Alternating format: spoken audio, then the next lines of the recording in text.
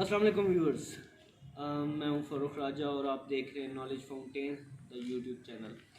और हमारे चैनल की है जी इंटरव्यू सीरीज़। जैसा कि हमने आपको बताया था कि हम इंटरव्यू सीरीज़ में उन लोगों का इंटरव्यू करेंगे जो कि अपनी फील्ड में एक्सपर्टी रखते हैं या कोई टैलेंट रखते हैं, एक्सेप्शनल टैलेंट रखते हैं। तो इसी चीज़ को मद्देनज़र रखते हुए आज जिस शख्सियत से मैं आपको मिलवाने जा रहा हूँ, उस इंसान के बारे में, वैसे तो वो मेरा बेस्ट फ्रेंड है, लेकिन उस इंसान के बारे में मेरी एक उसके प्रोफेशन के अतबार से एक असेसमेंट है। और वो आज से नहीं, गालबन 3-4 साल से है कि आने वाले 10 सालों में वो पाकिस्तान का टॉप 10 में मैथमेटिशियन साबित होगा। He is brilliant, he is obsessed with mathematics. चलिए आपको मिलवाते हैं उनसे। एतजाज़ुल।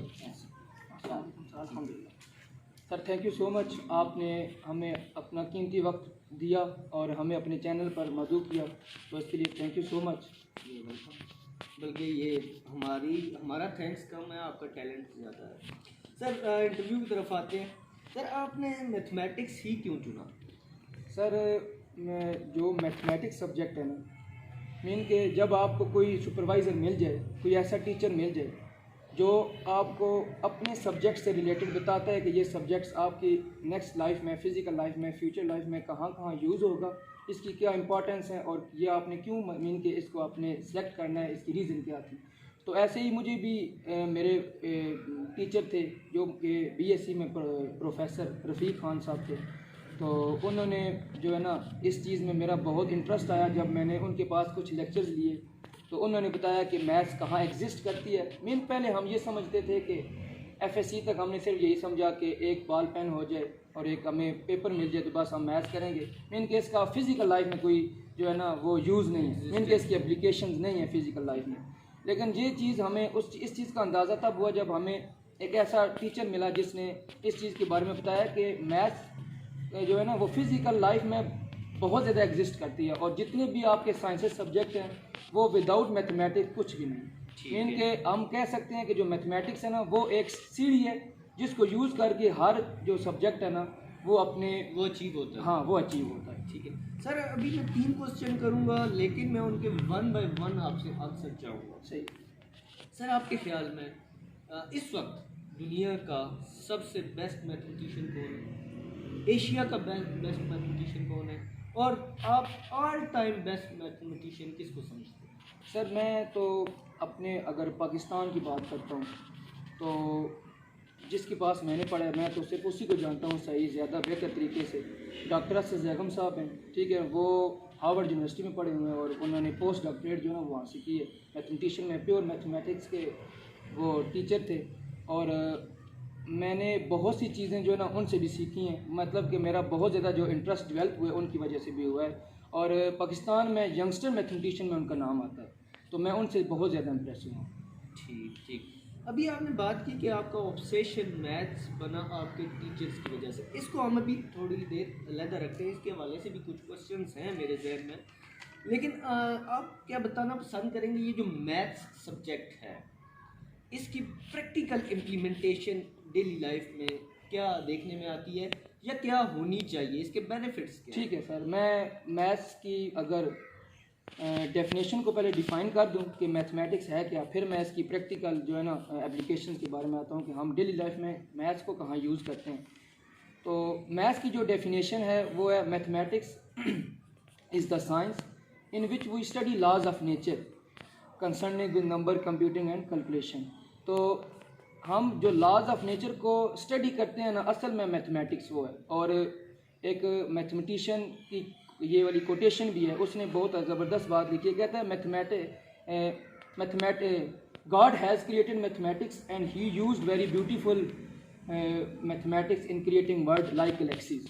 अब मैं यहाँ बात करता हूँ कि जो आपकी मैथ्स है वो फिज़िकल लाइफ में कहाँ एग्जिस्ट करती है। सर मैं छोटी सी एक सीरीज़ की बात ही करता हूँ। एक सीरीज़ है मैथ्स में जिसको हम फेबोनाचीज़ या फेबोनाची सीरीज़ कहते हैं, ठीक है ना। वो स्टार्ट होती है 1 से, तो ये अपने पीछे नंबर में ऐड होती जाती है। मीन के 1, फिर इसके बाद इसके पीछे 0, अगेन 1 आएगा, तो 1 अपने पीछे नंबर 2, इस तरह करते करते ये एक सीरीज़ बनती है, सीक्वेंस बनती है। फेबोनाची सीक्वेंस भी इसको कहते हैं। अगर हम इसको ग्राफ पर ड्रा करते हैं तो जो आपको ये सीक्वेंस शेप देती है ना, वो स्पाइरल शेप देती है। और अगर हम देखें तो जो आपकी जिस गैलेक्सी में हम रह रहे हैं उसकी जो शेप है ना, वो भी स्पाइरल शेप है।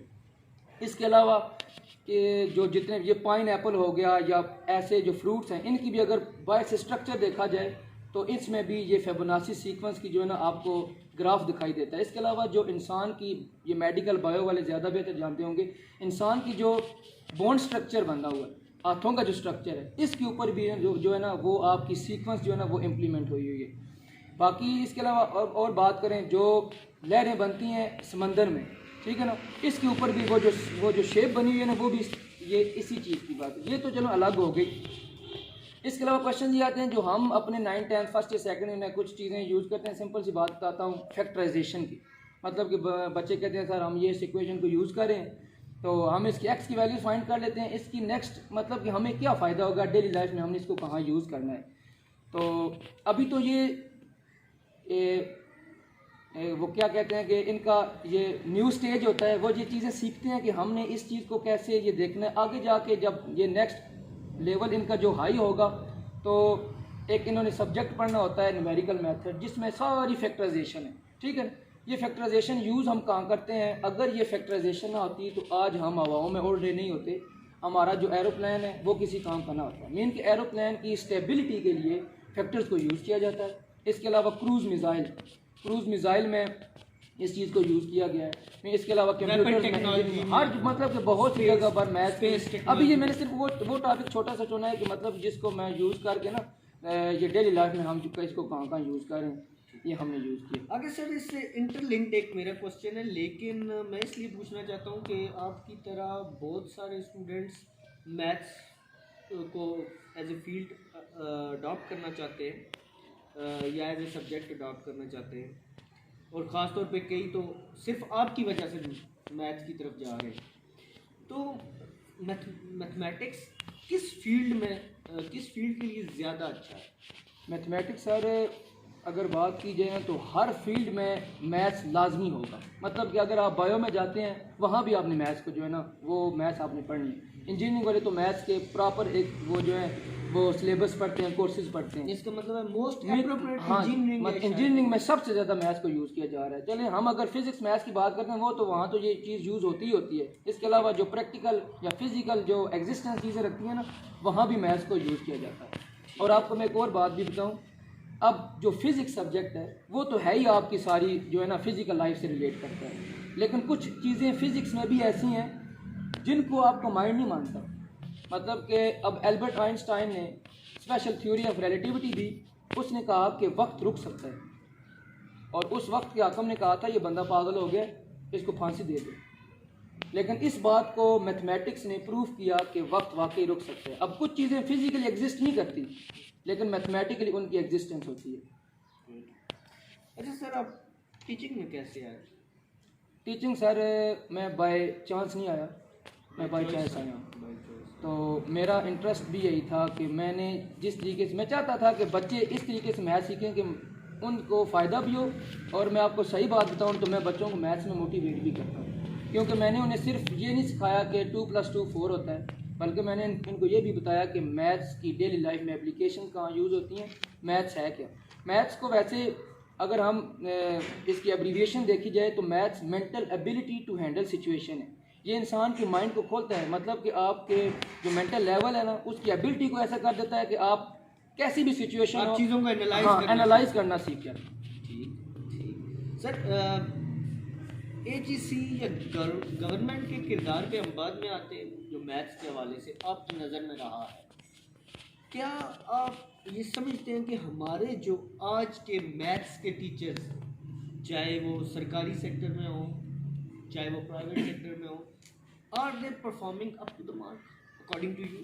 सर जहाँ तक मैंने देखा है ना, ठीक है, हर टीचर जो ना वो अपनी फुली कोशिश ये करता है कि वो अपने अच्छे मेथड से बच्चों को ये चीज़ समझाए, लेकिन मैंने जितने भी बच्चे देखे हैं 9, 10 फर्स्ट या सेकंड ईयर में, उनकी बेस बिल्कुल ज़ीरो होती है। मीन कि FSC में भी जाके हमने बच्चों को वो चीज़ें बतानी होती हैं जो कि वो 6, 7 में सीखने वाली चीज़ें होती हैं। अब कितने बच्चे ऐसे हैं जिनको LCM लेना नहीं आता, ठीक है ना, वो FSC में भी जाके इनको ये चीज़ें नहीं होती। तो मैं यही सजेशंस देता हूँ कि मैथ्स को 8 क्लास तक एज अ सब्जेक्ट ये कंसिडर ना करें। मीन कि वो जब एज अ सब्जेक्ट ये कंसिडर करेंगी तो वो जो स्मार्ट सिलेबस अभी जो आया है या जो उनका सिलेबस बना हुआ है, पूरे एनुअल जो सिलेबस बना हुआ है, वो उन चीज़ों को देखते हैं, उसमें से बहुत सी चीज़ें स्किप कर देते हैं। तो मेरे ख्याल से होना ऐसा चाहिए कि बच्चों की सिर्फ बेस बनाई जाए, ऐसी बेस बनाई जाए कि आगे जाके उनके लिए ये प्रॉब्लम क्रिएट ना करे।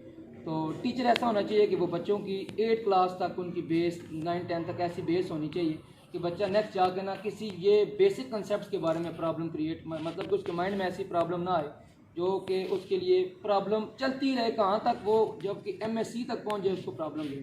मैंने खुद ऐसे MSc लोग भी देखे हैं जिनकी बेसिक्स कंसेप्ट नहीं होते, मतलब बेसिक जो है ना इतनी वीक होती है। हाँ, और वो टीचिंग कर रहे हैं। यस, ऐसे ही है। यानी आपकी बात से अगर मैं अंदाज़ा सही लगा पाया हूँ तो आप ये कह रहे हैं कि मैथ्स की फील्ड में पाकिस्तान में इस वक्त सिर्फ ट्रबल मेकर टीचर नहीं है, सिलेबस भी है, यानी आपका सिलेबस उस लेवल का नहीं है। हाँ जी, ठीक है, ऐसा होना चाहिए।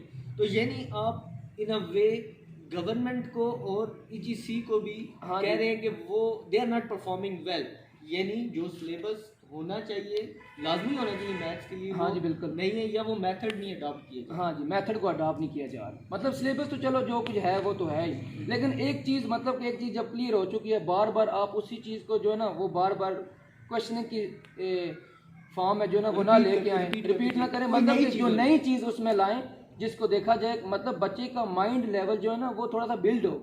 हम वही चीज़ 2+3 = 5, 3+2 = 5, यही चीज़ करते करते करते 10 क्लास 8 क्लास तक सीखते हैं। हमने मैथ की इसके अलावा और कुछ चीज़ सीखी नहीं। यानी हमारे गवर्नमेंट को ये चाहिए कि वो स्टीरियोटाइप से हटे और कुछ नया हाँ जी ऐसे ही, मतलब कि सिलेबस में कुछ अमेंडमेंट होनी चाहिए, कोई नई चीज़ें ऐसी आनी चाहिए जो कि उनकी प्रैक्टिकल लाइफ से भी वो एग्जिस्ट करते हैं। उनके बच्चों को पता चले ना कि मैथ्स सिर्फ जो है ना हम पढ़ रहे हैं, क्यों पढ़ें, उनको प्रैक्टिकल लाइफ की भी कुछ एग्जांपल्स ऐसी दी जाएं जो आके जाके इम्प्लीमेंट हो, बच्चों को पता हो कि हाँ यार वाकई मैथ्स जो है ना ये तो डेली लाइफ में भी एग्जिस्ट करती है, ये नहीं है कि हम सिर्फ बॉल पेन और पेज को उठा के हम मैथ्स कर रहे हैं। ज़बरदस्त। अब यहीं पे एक और चीज़ भी आती है सर, आपने कहा टीचिंग मेथड्स में फॉल्ट्स हैं, डेफिनेटली हैं, इवन मैथ्स के वाले से ख़ास तौर पे हैं। ओवरऑल भी मैं समझता हूँ टीचिंग मेथड्स में फॉल्ट्स हैं, लेकिन मैथ्स में भी है। लेकिन एक चीज़ जो मैं देख रहा हूँ या ऑब्ज़र्व कर रहा हूँ वो आपसे भी पूछूंगा, क्या आप समझते नहीं हैं कि हम मैथ्स में टेक्नोलॉजी नहीं यूज़ कर रहे?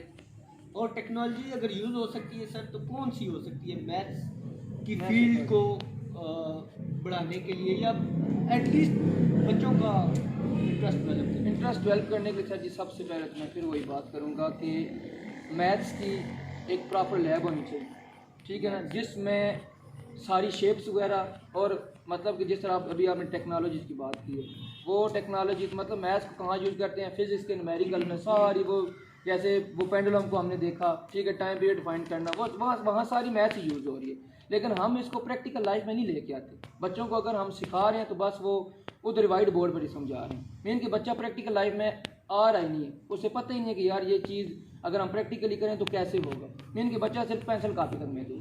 मैं तो ये भी सजेस्ट करता हूँ कि मैथ्स की भी एक प्रॉपर जो है ना वो लैब होनी चाहिए, जैसे साइंस की, हाँ जैसे फिजिक्स केमिस्ट्री बायो की, हाँ जी है, ऐसी मैथ्स की भी लैब होनी चाहिए, और मैथ्स की सारी जितने भी उसकी रिक्वायरमेंट्स हैं वो भी पूरी होनी चाहिए, ये बहुत ज़रूरी चीज़ है। सर इसी के साथ एक लिंक क्वेश्चन है, मैं पहले अपनी मिसाल आपके सामने रखूँगा कि मैं when I was a student in my academic career, मुझे ऑलमोस्ट कहीं ना कहीं सारे सब्जेक्ट एक्सेप्टेबल थे, ठीक है, इंग्लिश तो मेरा बहुत फेवरेट था, लेकिन मैथ्स से मैं भागता था, ठीक है।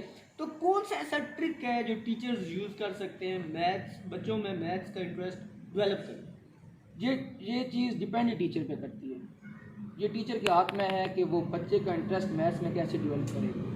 मतलब बच्चे को बोर ना करें आप, अगर 40 मिनट की क्लास है आप 40 मिनट ना पढ़ाएं बच्चों को। आप जब सिर्फ क्वेश्चन करा रहे हैं, बार बार क्वेश्चन करा रहे हैं, आप टेस्ट दे रहे हैं, बच्चा बोर होगा। मतलब कि आप अगर एक क्वेश्चन कराते हैं, बच्चे को पहले उस चीज़ का कंसेप्ट पहले दें, उसका बैकग्राउंड बताएं कि ये कैसे होगा। जब बच्चे को वो, अब मैं आपको एक और बात बताता हूँ, एल्बर्ट आइंस्टाइन की कोटेशन है। एल्बर्ट आइंस्टाइन कहता है कि अगर मेरे पास ज़िंदगी का सिर्फ 1 घंटा होता और मुझे एक प्रॉब्लम दे दी जाती और उसके ऊपर रिस्ट्रिक्शन ये होती कि अगर आपने ये क्वेश्चन सॉल्व किया 1 घंटे में तो आपकी बचत हो सकती है, अदरवाइज़ आपको मार दिया जाएगा। तो वो कहता है कि मैं पहले 55 मिनट्स में उस क्वेश्चन को समझूं और लास्ट 5 मिनट में उसको सॉल्व करूं। इसका मतलब ये है कि क्वेश्चन को समझना बहुत ज़रूरी है, ना कि क्वेश्चन को सॉल्व करना है। हाँ, बच्चा जो है ना वो क्वेश्चन की स्टेटमेंट नहीं पढ़ता, और शायद सॉल्व भी आप तभी कर पाते जब हाँ आप स्टेटमेंट। तो सबसे पहले आप जब तक बच्चे की स्टेटमेंट को क्लियर नहीं करेंगे, बच्चे का इंटरेस्ट जो है ना डेवलप नहीं होगा। बच्चे को पता ही नहीं हम कर क्या रहे हैं। स्टेटमेंट क्लियर होगी, बच्चा वो खुद क्वेश्चन करेगा। ये प्रैक्टिस से चीज़ आती है और बच्चे के बेसिक कंसेप्ट से चीज़ आती है। स्टेटमेंट को समझेगा, पढ़ेगा, उसको सीखेगा, फिर जाके वो जो है ना वो क्वेश्चन को सॉल्व करने के काबिल होगा। Sir, how maths is linked with other subjects, like it is said that maths is the mother of all sciences? Sir physics की बात करते हैं पहले, या चलें केमिस्ट्री की बात करते हैं। फिज़िक्स में मालूम कर चुके हैं बात। केमिस्ट्री में हमने फार्मूला पढ़ा H2O, पानी का, ये वाटर का फार्मूला है।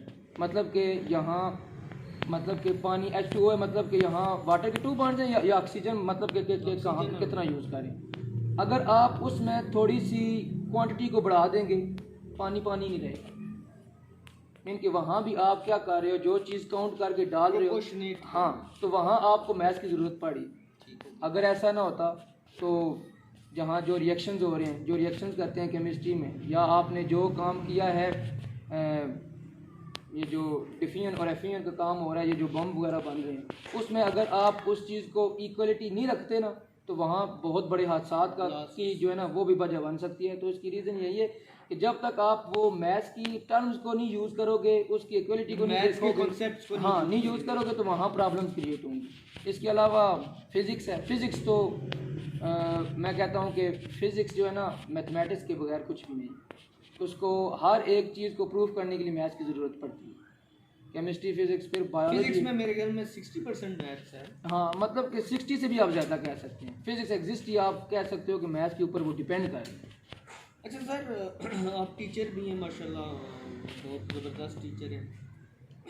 क्या आप मेथड जो है टीचिंग का, क्या आप कॉर्पोरल पनिशमेंट या जो पनिशमेंट हम स्ट्रिक्ट पनिशमेंट देखते हैं, क्या इसके हक में कि एक टीचर को इतना ही सख्त होना चाहिए, मारपीट करके पढ़ाना चाहिए, या लॉजिक से पढ़ाना चाहिए? आप किस फेवर में? सर ये डिपेंड करता है, जो आगे क्लास बैठी है ना, उन बच्चों की सिचुएशन पे डिपेंड करता है। उनमें से कुछ बच्चे ऐसे होते हैं जो लॉजिक्स को समझते हैं, उनमें से कुछ ऐसे होते हैं जो प्यार मोहब्बत की बात समझ जाते हैं। मतलब अगर आप उनको सही तरीके से समझाते हैं कि यार ये चीज़ आपने तैयार कर, लेकिन उनमें से कुछ ऐसे होते हैं जो कहते हैं ठीक है यार करने के, नहीं तो ना से। मतलब ये पर्सनल एक्सपीरियंस भी है। तो आप देखते हो कि आपको हर एक बच्चे से आपका पाला पड़ता है। तो वहाँ कुछ ऐसे बच्चे भी होते हैं, मतलब कि जिनको अगर थोड़ी सख्ती ना की जाए ना तो बच्चा पढ़ेगा नहीं। तो मेरे ख्याल से सख्ती बहुत ज़रूरी है। कॉर्पोरल आप पनिश ऐसी ना दें कि जिससे जो है ना वो, हाँ, कोई चीज़ डैमेज हो। आप इस तरह के बच्चे को डर हो गया यार ये मैंने काम करना है, तो ये चीज़ ज़रूरी है, यानी सख्ती ज़रूरी है। But most important is logic. हाँ, इन चीज़ों वो तो लाजमी है ना, वो तो एक वो आपके जो है ना वो टीचिंग मेथोडोलॉजी का जो है वो एक पार्ट है। ठीक है सर, हमारे देखने वालों में ज़ाहिर है आम लोग भी हैं, लेकिन ज़्यादातर, ये मेरी खुशकिस्मती भी है, मैं इसको खुशकिस्मती भी कहता हूँ कि हमारे चैनल को देखने वाले ज़्यादातर बच्चे हैं। हाँ जी, ऐसे ही। तो आप बच्चों के लिए कुछ शेयर करना चाहेंगे कि मैथ्स में कौन सी नई इन्वेंशन हुई हैं, चाहे आप फार्मूलाज की बात कर रहे हैं या कोई और फ्रिक्शन फैक्टर्स, कौन सी नई इन्वेंशन हुई हैं पिछले 10-20 सालों की सर बात छोड़ें, मैं आपको उस बंदे की इन्वेंशन बताता हूँ जो अभी खुद 6th क्लास में, नाइजेरियन एक बच्चा है जिसका नाम चिकास है, चिकास, उसके नाम से टेस्ट आया जिसको कहते हैं चिकास टेस्ट। अभी जब से ये मैथमेटिक्स के जितने भी कंसेप्ट आ रहे हैं, डिविजिबिलिटीज़ हैं, उसमें 7 की जो है ना डिविजिबिलिटी थी ही नहीं। अब उस 6th क्लास के बच्चे ने जो क्या किया, वो इस डिविजिबिलिटी बाई 7 से एक नया जो है ना कंसेप्ट इंट्रोड्यूस कराया। अब वो 6th क्लास का बच्चा है। देखें, फिर जब मैंने चीज़ पढ़ी तो मैंने उसकी हिस्ट्री देखी कि यार ये देखूँ तो ना कि इसके पीछे लॉजिक क्या है कि 6th क्लास का बच्चा कैसे काम कर रहा है। तो मैं देखा है कि जो नाइजेरियन लोग हैं ना, उसमें मीन के अगर कोई बच्चा ये बच्चा पैदा होता है तो पहले उसकी मदर का मैथ्स का टेस्ट होता है। अगर वो उस टेस्ट में पास होती है तो बच्चा उसके पास रहता है, अदरवाइज उससे बच्चा ले लेते हैं। ये मैंने पढ़ी है हिस्ट्री, अब ये हो सकता है गलत हो, लेकिन मैंने ये हिस्ट्री पढ़ी थी कि होता है इसी वजह से वो बच्चों। और एक और बात सर, फॉरेन कंट्रीज़ में ये टेस्ट वाला कंसेप्ट, पेपर वाला कंसेप्ट नहीं है। मतलब यहाँ तो टेस्ट और का कंसेप्ट ये है ना कि हम सिर्फ रट्टा लगाएं, पास करें, नंबर लें। दूसरे मुल्कों में ये काम नहीं है। दूसरे मुल्कों में वो इतना कर देते हैं कि आप ये आपको एक जो है ना प्रॉब्लम दे दिया, आप इसको सोचो, रिसर्च करो खुद, 1 दिन लो 2 दिन लो, कुछ ना कुछ सीखेगा। हमारे यहाँ तो रिसर्च का कॉन्सेप्ट, हाँ, यहाँ रिसर्च का कंसेप्ट नहीं है, तो बच्चे के पास वो पक्का पकाया मिल जाता है। तो यही चीज़ हमारा। और दूसरा, बच्चे जानते ही नहीं है रिसर्च करनी कैसे, रिसर्च कैसे, हमारे यहाँ टीचर्स भी नहीं जानते। हाँ, अक्सर तो ऐसे ही है। Sir ji last question. जी सर। मैंने आपको बहुत टाइम से ले लिया। What are your plans for future in maths, specifically maths? Sir मेरा जो अगर मैं अपनी बात करता हूँ, पर्सनली मैं डिस्कस करता हूँ, तो इंशाल्लाह मेरा प्रोग्राम है कि मैं PhD जो ना वो पाकिस्तान से, ठीक है, जहाँ तक मैंने अपनी जो क्वालिफिकेशन है वो की है वो पाकिस्तान में की है। बाकी जो हायर एजुकेशन है वो मैं चाहता हूँ कि किसी फॉरेन कंट्री, किसी अच्छी जगह से करूँ। इसकी रीज़न यही है कि अभी मैंने जैसे बात की है कि वो सिर्फ सिलेबस तक महदूद नहीं मुझे रखेंगे, वो मुझे कम अज़ कम कुछ प्रॉब्लम्स दे देंगे जिस पर मैंने रिसर्च करनी होगी। मैं बेशक 4 साल लगाऊँ, 3 साल लगाऊँ, 2 साल लगाऊँ, मैं कुछ सीखूंगा। ऐसा नहीं होगा कि मैं किसी की रिसर्च को उठाऊंगा, उसी में अमेंडमेंट करके मैं अपनी रिसर्च दे देता हूँ। यस, मैं चाहता हूँ कि मैं अपनी रिसर्च, यस, और मैं चाहता हूँ कि कोई नई चीज़ इन्वेंट हो जो कि अभी तक नहीं है। ये मेरा अंदाज़ा है आपके बारे में। इंशाल्लाह सर, आपकी दुआओं की ज़रूरत है। नया इन्वेंट करेंगे सर। उसके बाद PhD के बाद क्या आगे फिर इंशाल्लाह पोस्ट डॉक्टरेट भी करूँगा। पोस्ट डॉक्टरेट के बाद पाकिस्तान में सर्व करेंगे, पाकिस्तान के लिए? पाकिस्तान में सर जी। इसके अलावा मैं अपने पहले मुल्क की सोचूंगा ना, फिर इसके बाद मैं, और हो सकता है पाकिस्तान में, मैं ये आपको सजेशन भी दे रहा हूँ, रिक्वेस्ट भी कर रहा हूँ कि जब आप पोस्ट डॉक्टरेट कर रहे हैं तो पाकिस्तान में पहली मैथ्स लैब आप बनाएं। इंशाल्लाह सर जरूर। मैं चाहता हूँ कि एक एतजाज़ मैथ्स लैब, इंशाल्लाह, और मैं चाहता हूँ कि ये एक लैब बने, और ये सिर्फ पाकिस्तान लेवल पर ना बने, बन के हर ये इंस्टीट्यूट में ये चीज़ जो है ना इम्प्लीमेंट की जाए, एशिया की लैब। हाँ जी इंशाल्लाह। Thanks a lot, thank you sir.